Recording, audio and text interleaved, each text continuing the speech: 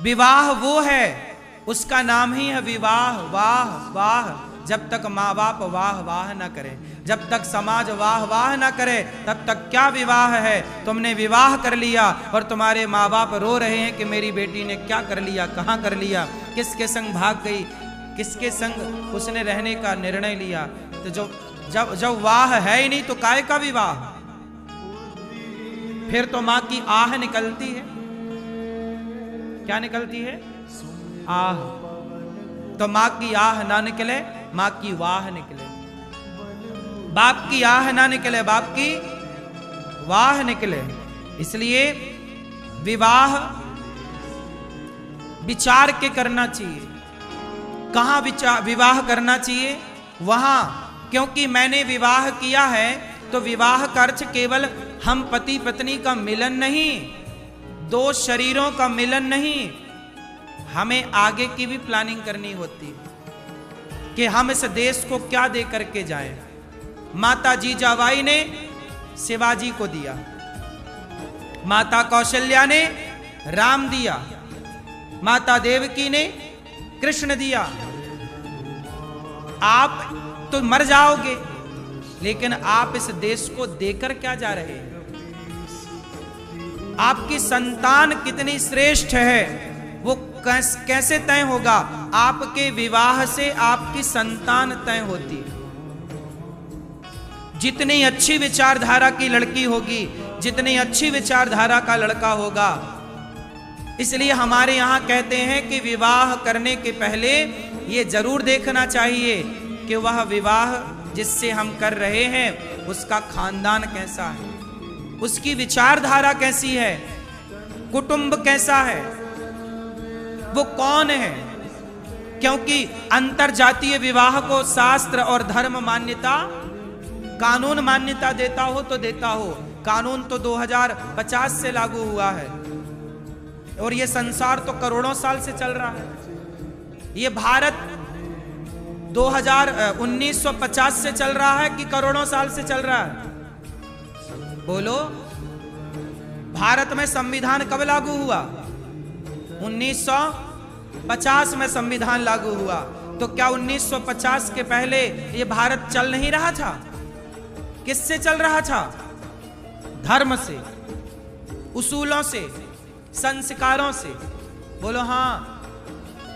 इसलिए ये सच्चाई है कि विवाह धर्म से। इसलिए हमारे यहां पत्नी को क्या बोलते हैं? धर्म पत्नी, संविधान पत्नी नहीं बोलते, कानून पत्नी नहीं बोलते। कानून से जज साहब ने ब्याह करा दिया तो बोलो कानून पत्नी है, फिर काहे धर्म पत्नी बोलते हो?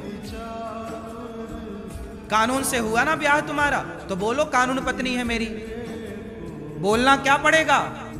हाँ, तो धर्म पत्नी तब बनोगी जब धर्म से विवाह होगा। और धर्म यही कहता है कि माँ बाप की जहां राजी हो, मर्जी हो। ब्राह्मण का विवाह ब्राह्मण में हो, वरना क्या होगा?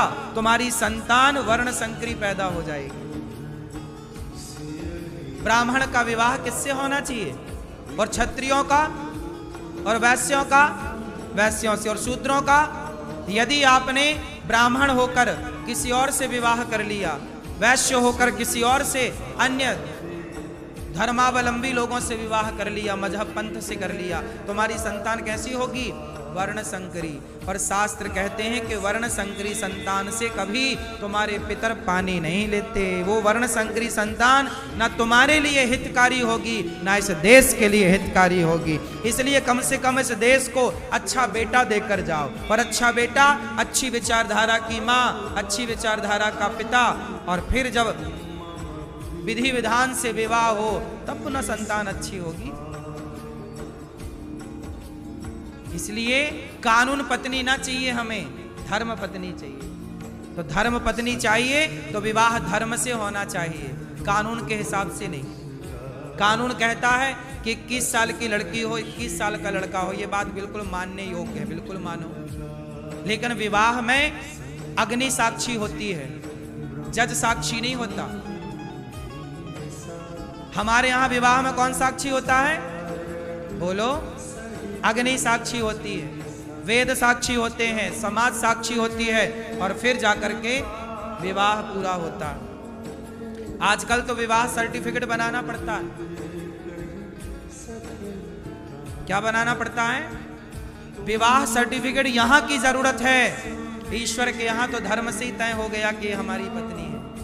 इसलिए धर्म से जीवन जियो, तो धर्म से जीवन जियोगे तो और किसी कानून की आपको आवश्यकता ही नहीं पड़ेगी। मैं धर्म से जीता हूं तो मैं चोरी नहीं करता, मैं धर्म से जीवन जीता हूं तो मैं चोरी नहीं करता, मैं धर्म से जीवन जीता हूं तो मैं झूठ नहीं बोलता।